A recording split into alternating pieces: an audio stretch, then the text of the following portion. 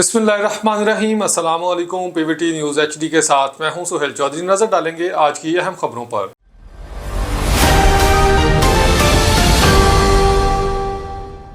Masroor Numan Shahid bureau chief जिला Sialkot MNA Ali Zahid Khan की खसूसी काविश से महकमा गैपको की जानिब से सौकन वंड और क्लासवाला में गैपको कंप्लेंट ऑफिस के क्याम पर काम का आगाज कर दिया गया। इन दफातर के क्याम से इलाका मकीनों को बिजली से मुतल्लिका शिकायत के हल के लिए अब दूर दराज का सफर नहीं करना पड़ेगा। जल्द ही इन दिनों इलाकों में गैपको के कंप्लेंट ऑफिस मुकम्मल तौर पर फाल कर दिए जाएंगे, जहां शहरियों की शिकायत बर वक्त सुनी जाएंगी और फौरी कार्रवाई अमल में लाई जाएगी।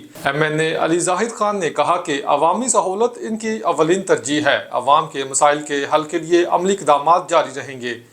अवामी हलकों ने MNA अली जाहिद खान की इस काविश को सराहते हुए इनका शुक्रिया अदा किया और उम्मीद जाहिर की कि इस इक़दाम से बिजली के मसाइल में नुमाया कमी आएगी।